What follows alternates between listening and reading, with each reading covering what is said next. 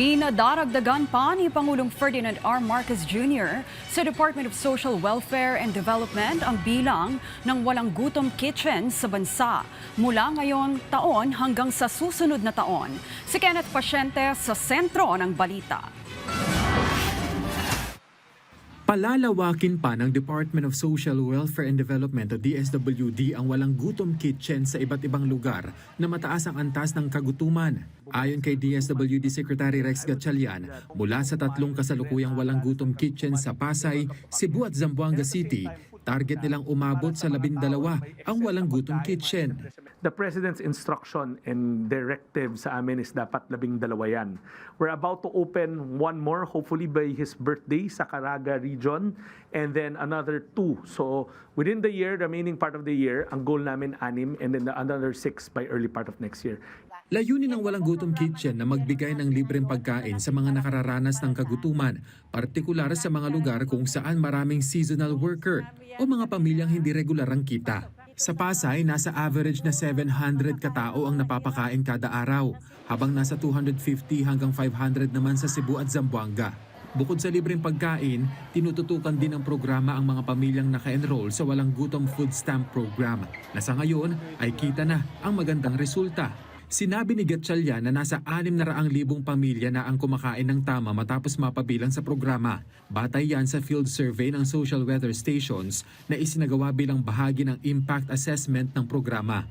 Ayon sa PSA, may 750,000 tayo na rated na food poor families ay maipapasok na natin.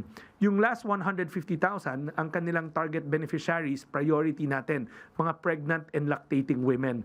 Ayon sa direktiba ng Pangulo na siguraduhin na labanan natin ang stunting. Sa ilalim ng walang gutom food stamp program, tumatanggap ang mga benepisyaryo ng electronic benefit card na may 3,000 pesos, na may 3,000 pisong food credit kada buwan. Pero hindi lang basta tumatanggap ng ayuda ang mga benepisyaryo. Sa tuwing nagre-redeem sila, uma-attend sila ng tinatawag namin na kalusugan, kakayanan at kabuhayan sessions wherein may food nutrition development sessions. Tinuturuan sila kung paano kumain ng mura, masustansya at masarap na pagkain. Partner namin dito ang TESDA at ang DOLE para sa mga skills upbringing, upskilling nila para makahanap sila ng trabaho bilang kondisyon. Dahil sa epekto ng energy emergency, nakatanggap din ng karagdagan 2 pisong libong cash assistance sa mga kwalipikadong walang gutom beneficiary.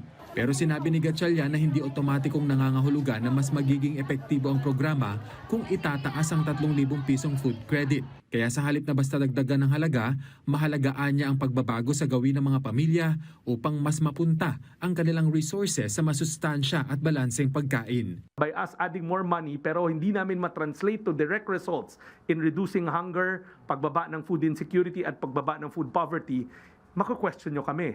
Di ba? It would have been another type of dole out na napupunta sa ibang bagay. But ito, this is a social development program aimed at lowering hunger. Sa ngayon, sinabi ng kalihim na may 1,369 accredited retailer na ang walang gutom nationwide, kabilang ang mga kooperatiba, micro at small businesses. Kenneth Pasyente para sa Bayan.